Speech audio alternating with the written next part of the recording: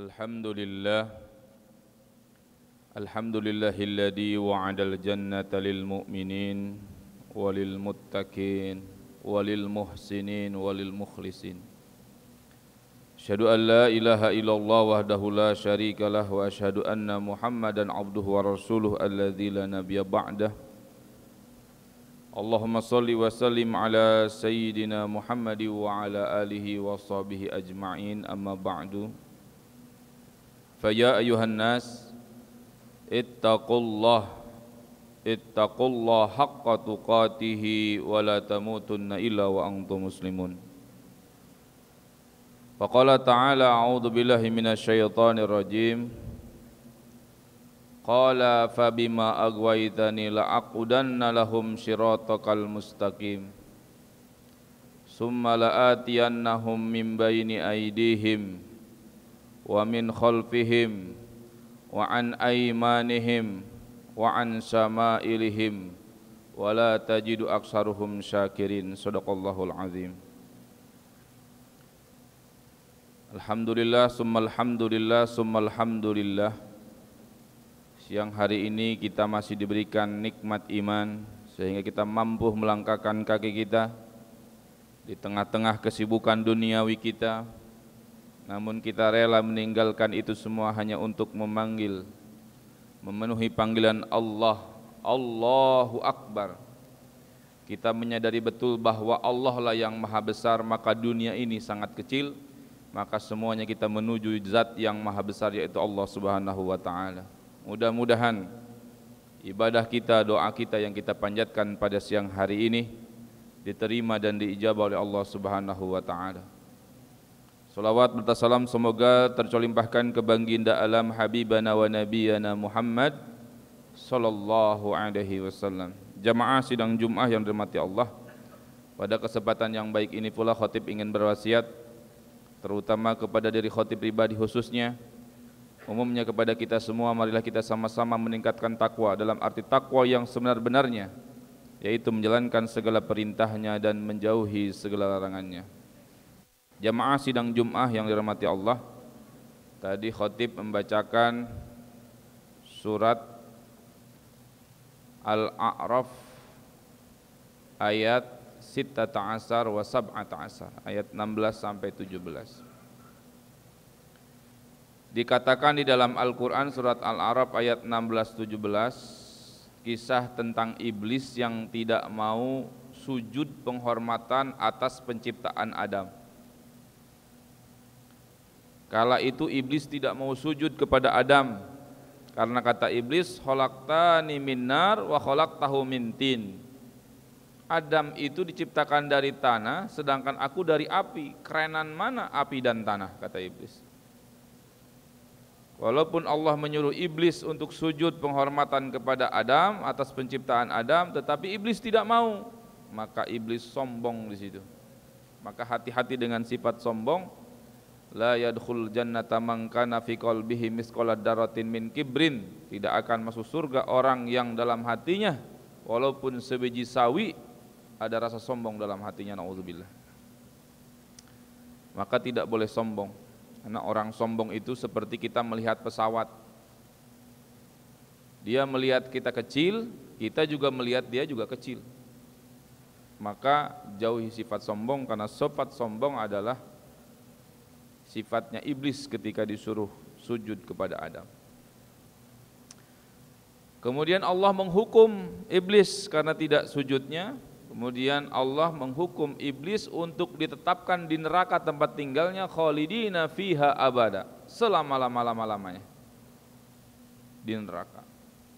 Tetapi iblis bernegosiasi dengan Allah, ya Allah, jangan engkau matikan kami. Nah, aku izin kepada engkau. Qala fabima aghwaytani, ini ayatnya. Qala fabima aghwaytani, iblis berkata kepada Allah, karena engkau telah menghukumku ya Allah, la'aqudanna lahum shiratakal mustaqim, maka izinkan aku untuk menghalangi manusia Adam dan keturunannya dari jalanmu yang lurus. Jadi iblis minta izin kepada Allah untuk supaya tidak dimatikan sampai hari kiamat, dan kerjaan dia hanya ingin menjerumuskan Adam dan keturunannya masuk neraka bersama setan dan iblis. Nah, di dalam surat Al-A'raf ini ada yang menarik yang harus kita bahas. Iblis kemudian berkata, "Summa la'atiyannahum min baini aydihim wa min khalfihim wa an aymanihim wa an sama'ilihim." Kata iblis, kemudian aku akan mendatangi Adam dan keturunannya dari hadapan mereka. Nah, kemudian wa min khalfihim, dan dari belakang mereka, wa an aymanihim, dan dari samping kanan mereka, wa an shimalihim, dan dari sebelah kiri mereka. Wala tajidu aksaruhum syakirin, dan tidaklah engkau akan menemukan anak Adam dan keturunan ini kecuali sedikit sekali orang yang bersyukur kepada Allah Subhanahu wa taala. Ulama tafsir mempertanyakan tentang ayat ini. Kenapa iblis tidak menyebut atas dan bawah? Iblis hanya menyebut hadapan, belakang, kanan dan kiri. Cara mereka mendatangi manusia Adam dan keturunannya. Maka dibahaslah oleh ulama tafsir, yang pertama iblis akan datang dari hadapan manusia anak Adam dan keturunannya itu, yaitu melalui harapan, angan-angan. Iblis sangat mudah masuk kepada manusia yang orang itu over optimis, tulul amal, panjang harapan, seolah-olah mau hidup panjang aja. Seolah-olah jatahnya akan habis sampai 100 tahun nanti hidup di dunia, sehingga iblis mudah masuk, kemudian mempengaruhi pikirannya, korupsi, uang yang harus kamu dapatkan harus lebih banyak karena kamu akan hidup panjang. Nah, orang-orang yang ambisius, over ambisius ya, terhadap duniawi, nah ini iblis sangat mudah. Maka iblis akan membisikkan ke dalam hati manusia itu untuk supaya manusia itu menempuh segala cara untuk mendapatkan apa yang dia inginkan. Maka orang ini hidupnya enggak tenang, karena dia tidak pernah memikirkan apa yang ada di dalam tangan dia, tetapi dia selalu memikirkan bagaimana apa yang ada di tangan orang lain bisa pindah ke tangannya dia. Maka hati-hati kalau kita terlalu tulul amal, karena tulul amal akan membuahkan hasil yang namanya hubud dunya. Orang ini bisa jadi enggak kaya, orang ini bisa jadi enggak sukses, cuma waktunya, umurnya hanya dihabiskan untuk mengejar sesuatu yang belum dia dapat. Nah, iblis ini mudah. Saya tadi beberapa baca berita, ada satu orang membunuh keluarganya, kakaknya hanya untuk mendapatkan warisan. Habisilah itu keluarganya. Kenapa? Karena dia merasa dia umurnya akan panjang, dia akan merasa bahwa dia akan menikmati harta yang dia akan dapatkan itu. Padahal tidak. Iblis sangat mudah mempengaruhi manusia yang mempunyai angan-angan yang tinggi. Padahal dalam Al-Quran, wal akhiratu khairul laka minal ula. Ya, jangan suka terlalu mikirin dunia. Dunia itu ada batasnya. Yang harus kita pikirin akhirat. Karena akhirat itu enggak ada ujungnya. Maka orang yang sejatinya punya keimanan yang bagus, dia tidak akan terjebak terhadap keinginan dunia. Maka hati-hati kita beriman, kita berislam, tapi kalau panjang harapan kita adalah dunia, maka iblis sangat mudah membisiki kita untuk keluar dari jalan Allah Subhanahu wa taala. Yang kedua, kata ulama tafsir, iblis akan mudah datang summala'atiyannahum, mereka akan datang kepada anak Adam dan keturunannya dari arah belakang mereka. Kata ulama tafsir, belakang itu artinya masa lalu. Berapa banyak orang putus asa cuma karena merasa punya masa lalu enggak bagus. Waduh, Ustadz saya mau bajingan banget dulu waktu mudanya. Udahlah terlanjur. Maka kenalah dia ayat la taqnatu mir rahmatillah, janganlah kalian berputus asa dari rahmat Allah. Hei wahai para pendosa. Hei wahai para pemuda yang saat ini mungkin masih bergelimbang maksiat, ingatlah, datanglah kepada Allah. Wasari'u ila magfiratin mir rabbikum wa jannatin arduhas samawati wal ard. Ingatlah, sebesar apapun dosa kalian, ampunan Allah pastilah lebih luas daripada dosa maksiat yang kita lakukan. Cuma tobatnya harus sekarang, karena kita tidak pernah tahu ajal dengan keinginan tobat mana duluan.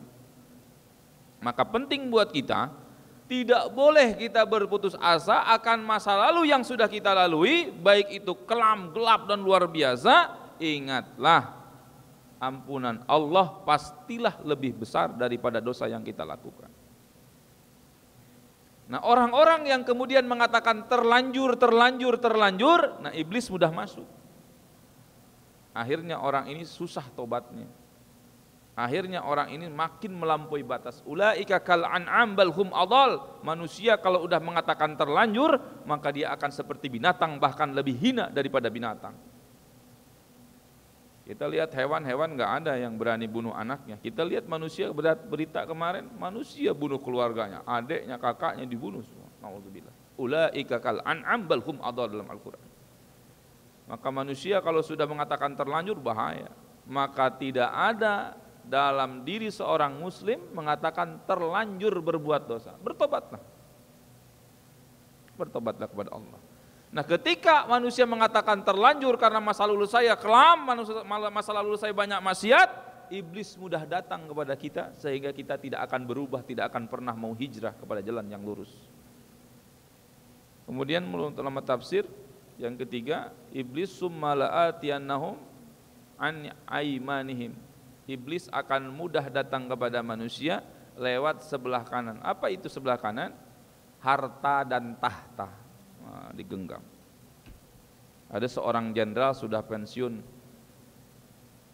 Kemudian di video tersebut, ya, jenderal panglima polisi, ya, pimpinan tertinggi di Polri sudah pensiun, Pak.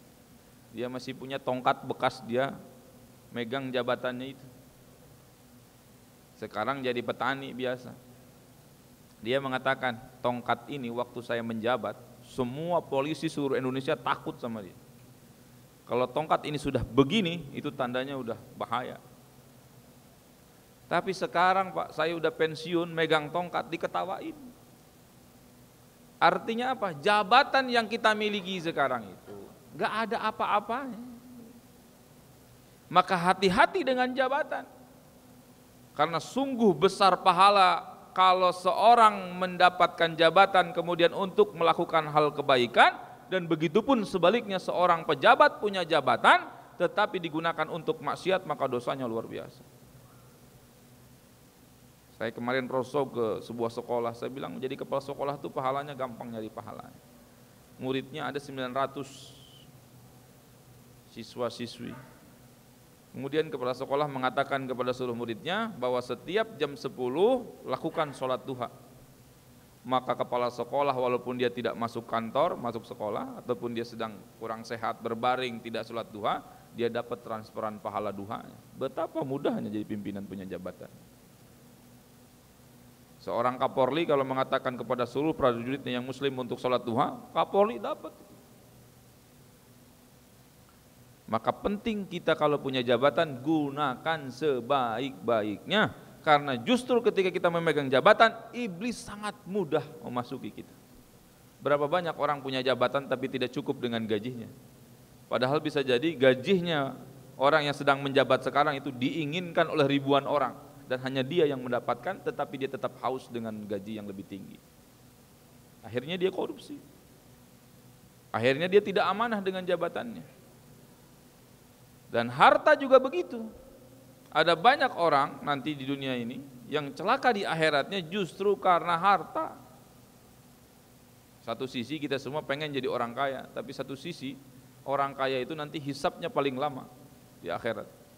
Orang miskin sudah masuk surga, orang kaya ini masih dihisap belum selesai, Masya Allah. Per rupiah. Walaupun uang kita itu yang paling kecil 500 rupiah, tapi nanti kita dihisapnya itu per 1 rupiah. Padahal uang di Indonesia paling kecil 500 rupiah. Tapi nanti dihisapnya per 1 rupiah. Kemarin ada sahabat saya, pertama-tama kerja sama saya. Kemudian dia bikin usaha baru dengan temannya. Usahanya di bidang kargo. Sudah 3 bulan ngontak saya, Ustadz boleh nggak saya balik lagi ke kantor Ustadz? Oh emang kenapa? Bukannya usahanya lebih bagus? Ini Ustaz, ada masalah. Jadi kalau di kilonya misalkan sekilo lewat berapa ons, dia nggak sebutin. Sisanya itu nggak dikembalikan kepada orang yang kargo. Nah itu Ustaz, ada berapa klien kargo saya? Per ons nanti dihitungnya. 1 ons itu berapa rupiah? Per 1 rupiah Ustaz hisabnya. Masya Allah. Maka oleh karena itu penting buat kita mawas diri terkait harta dan jabatan yang kita punya. Walaupun jabatan itu mungkin kita punya anak buah cuma 1, itu juga jabatan. Jabatan paling terkecil ya kita menjabat sebagai kepala rumah tangga di rumah kita masing-masing. Di kantor kita punya staf 1 orang, 2 orang, itu jabatan juga. Jangankan begitu, supir Pak, supir itu jabatan Pak. Tapi berapa banyak supir yang di pom bensin itu minta setruk pembelian BBM yang nggak diambil oleh supir-supir yang lain. Jabatan supir. Maka iblis sangat mudah memasuki manusia, menggoda manusia, mencelakakan manusia an aimanihim, dari sebelah kanan mereka, yaitu jabatan dan harta. Karena simbolnya digenggam oleh tangan kanan. Yang keempat, summa la'atiyannahum, kemudian iblis juga, kata iblis, akan datang kepada anak Adam dan keturunannya lewat sebelah kiri mereka. Tangan kiri, yamin shimal, sebelah kiri, tangan kiri. Tangan kiri itu simbol kalau kita jalan kita gandeng istri kita Pak. Maka berapa banyak laki-laki yang masuk kepada jurang perzinahan gara-gara perempuan. Berapa banyak suami yang korupsi cuma karena bisikan istrinya, "Pah, tetangga kita sudah beli baru mobilnya, kok papa mobilnya belum ganti?" Akhirnya suami segala cara itu untuk bagaimana mendapatkan mobil baru, gara-gara bisikan istri. Maka hati-hati dengan perempuan kita, didik betul istri-istri kita itu. Ku anfusakum wa ahlikum naro, jagalah diri kalian dan keluarga kalian. Kita tidak disuruh masuk surga sendirian, kita disuruh masuk surga dengan keluarga kita, termasuk istri kita. Maka didiklah pasangan-pasangan kita itu agar kita sejalur yang sama, seirama untuk masuk surganya Allah Subhanahu wa taala. Dan iblis akan sangat mudah mempengaruhi anak Adam dan keturunannya melalui pasangannya masing-masing. Nauzubillah. Tetapi iblis tidak membahas dalam surat Al-A'raf ayat 17 ini dari atas dan dari bawah, cuma dari depan, dari belakang, dari kanan dan dari kiri. Kenapa atas itu enggak disebut? Kata ulama tafsir, karena atas itu simbol doa. Kita kalau berdoa tuh ke atas. Rabbus samawati wal arwahai, Tuhan yang menguasai langit dan bumi. Ke atas kita kalau berdoa. Sunnahnya itu, sunnah nabinya mengangkat tangan ke atas. Maka kata ulama tafsir, iblis akan sulit ya, mempengaruhi manusia untuk terhindar dari jalan Allah yang lurus, manakala anak Adam dan keturunannya itu rajin berdoa. Ini salah satu keunggulan Rasulullah SAW. Ini bulan Rabiul Awal, bulan kelahiran Nabi Muhammad SAW. Salah satu yang menurut saya penting dan sangat indah daripada ajaran Nabi adalah Nabi banyak sekali mengajarkan doa Bapak. Dari kita mau tidur ya, sampai bangun tidur, sampai nanti tidur lagi, Nabi ada doa ngajarin. Orang yang punya niat buruk mau ke toilet, kalau awal masuknya Allahumma inni a'udzubika minal khubusi wal khobais, nggak jadi maksiat. Makanya penting tuh di rumah-rumah kita itu doa memakai pakaian, doa bercermin, ditulis, download di Google, di print, kasih stiker satu-satu. Biar iblis tuh nggak pernah punya kesempatan untuk masuk ke dalam diri kita. Di suatu kisah ada seorang hafizoh, hafal 30 juz, murojaahnya itu tiap hari 5 juz Pak. Tapi itu kesurupan, jin masuk ke tubuhnya. Ketika diruqyah ditanya, bagaimana kamu masuk kepada perempuan seorang hafizoh ini yang murojaahnya saja 5 juz per hari? Iblis itu setan jin yang masuk ke dalam tubuhnya menjawab, ketika dia makan pakai tangan kiri dan tidak berdoa. Nauzubillah. Maka sering-seringlah kita berdoa. Masuk masjid doa, keluar masjid doa, mau tidur doa, bangun tidur doa. Maka orang-orang yang senantiasa mendawamkan doa dalam setiap aktivitasnya, iblis susah masuknya. Kayak kita mau nelpon keluar nggak ada sinyal, susah iblis juga. hilang sama doa. Maka perbanyak doa. Kemudian yang terakhir, iblis tidak menyebut dari bawah. Summa la'atiyannahum wa min tahtihim, tidak. Iblis tidak nyebut dalam Al-Quran surat Al-A'raf ayat 17 itu. Kenapa? Kata ulama tafsir, bawah itu simbol tempat sujud. Artinya kalau kita dawam sholatnya, baik yang fardu maupun yang sunnah, iblis susah goda kita. Bukankah dalam Al-Quran inna sholata tanha anil fahsya'i wal munkar, bahwa sholat itu akan mencegah kita dari perbuatan keji dan mungkar, artinya mempersempit peluang iblis menggoda kita. Jadi kalau kita sering-sering maksiat, gampang banget diajak maksiat, mungkin sholatnya yang perlu diperhatikan. Atau kurang doa, maka perbanyak doa, perbanyak sholat, sehingga iblis susah menyelewengkan kita dari siratal mustaqim, dari jalan Allah yang lurus. Nah, di surat Al-A'raf ayat 17 ini menjadi renungan buat kita bahwa iblis ini tidak pernah berhenti menggoda manusia.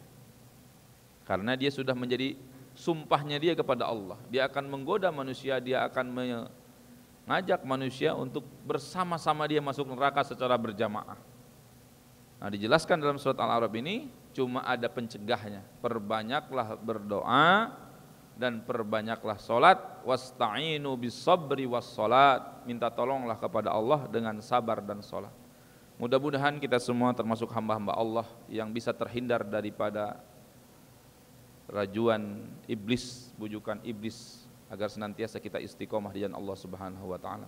Barakallahu li wa lakum fil Qur'anil azim wa nafa'ni wa iyyakum bima fihi minal ayati wa dzikril hakim wa taqabbala minni wa minkum tilawatahu innahu samiul alim.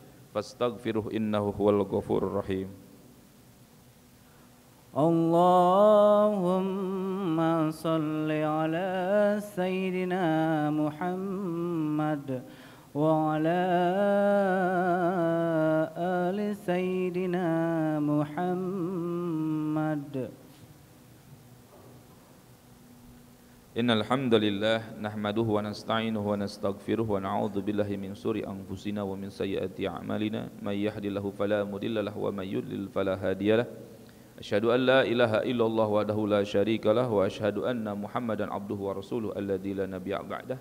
Allahumma shalli wa sallim ala sayyidina Muhammad wa ala alihi wa sahbihi ajma'in. Amma ba'du, fa ya ayyuhan nas ittaqullah haqqa tuqatih wa la tamutunna illa wa antum muslimun. Faqala ta'ala a'udzu billahi minasyaitonir rajim wal 'asri innal insana lafi husrin illal ladzina amanu wa 'amilus solihati wa tawassaw bil haqq wa tawassaw bis sabr. Di khutbah yang kedua ini khatib mengingatkan bahwa kita ini punya potensi pujur dan punya potensi takwa. Cuma terkadang potensi pujur itu lebih besar. Potensi untuk melakukan maksiat itu lebih besar. Di era gencarnya medsos, baru buka handphone saja sudah kita lihat perempuan joget-joget di depan TikTok, di reel Instagram, di Facebook. Maka memicu sekali kita untuk bermaksiat. Maka oleh karena itu saling nasihatilah sesuai dengan ayat wal asri. Sesungguhnya manusia berada dalam kerugian yang nyata kecuali orang-orang yang beriman dan beramal soleh dan saling pada nasihatin dalam kebaikan. Maka penting buat kita untuk sama-sama menegur apabila saudara kita sudah mulai keluar dari jalan yang lurus, sudah mulai ninggalin sholat, sudah malas ngaji, tegur saudara-saudara kita sebagai kecintaan kita kepada saudara kita. Dikatakan dalam suatu hadis, la yu'minu ahadukum hatta yuhibba li akhihi ma yuhibbu li nafsihi. Tidak sempurna iman seseorang apabila dia tidak mencintai sesama manusia ini sebagaimana dia mencintai dirinya sendiri. Maka pentinglah bentuk kecintaan kita ungkapkan dalam nasihat-nasihat kebaikan. Tawassaw bil haqq wa tawassaw bis sabr. Khatib ini tidak bisa menjangkau ke dalam lubuk hati jamaah satu persatu. Tetap saja yang lebih masuk itu nasihat saudaranya, nasihat kawannya, nasihat teman-teman yang biasa sehari-hari. Mungkin lebih diterima daripada khatib yang hanya seminggu sekali berceramah dalam mimbar-mimbar Jum'ah. Maka penting buat kita, gak mesti kita ngerti agama secara luas, karena memang tugasnya udah beda-beda. Ada yang jadi ustadz, ada yang jadi mustami, ada yang jadi muhibbin. Ya sudah, yang penting kita lakukan amar ma'ruf nahi mungkar. Salah satunya adalah tawassaw bil haqq wa tawassaw bis sabr. Maka salah satu yang harus kita syukuri, kita berada dalam circle kebaikan. Teman-teman yang baik lebih banyak daripada teman-teman yang buruk. Itulah yang harus kita syukuri. Maka perbanyaklah bergaul dengan orang-orang baik, karena insya Allah teman yang baik sejatinya akan menasihati kita manakala kita sudah lupa terhadap Allah Subhanahu wa taala. Innallaha wal malaikatahu yusholluna 'alan nabi ya ayyuhalladzina amanu shallu wa sallimu taslima. Allahumma shalli wa sallim wa barik ajmain amin. Allahumma ighfir lil muslimina wal muslimat wal mu'minina wal mu'minat al ahya'i minhum wal amwat. Allahumma arinal haqqa haqqan warzuqna ittiba'ah wa arinal batila batilan warzuqna ijtinabah. Allahumma hdina bi barajatana ya muhawwilal hali wal ahwal hawwil halana ila ahsanil hal. Rabbana hab lana min azwajina wa dhurriyyatina qurrata a'yun waj'alna lil muttaqina imama. Allahumma ij'alna syakuran waj'alna saburan waj'alna fi 'ainina saghiran waj'alna fi 'ainin nasi kabiran. Allahumma hasil maqsudana wa matlubana wa muradana fi dunya wal akhirah. Allahumma innaka ta'lamu sirrana wa 'alaniyatana wa ta'lamu an hawaijana faghfir lana dzunubana faghfir lana dzunubana. Rabbana ighfir lana wa liwalidina warhamhum kama rabbawna shaghira. Rabbana kama qulta fi kitabikal munazzal ud'uni astajib lakum. Da'unaka rabbana kama amartana faghfir lana dzunubana. Rabbana atina fid dunya hasanah wa fil akhirati hasanah wa qina adzabannar. Ibadallah innallaha ya'muru bil adli wa ihsan wa ita'i dzil qurba wa yanha 'anil fahsya'i wal munkari wal baghi ya'idukum la'allakum tadhakkarun wa la dzikrullahi akbar. Aqimis shalah. Allahu akbar, Allahu akbar. Asyhadu an la ilaha illallah. Asyhadu anna Muhammadar Rasulullah.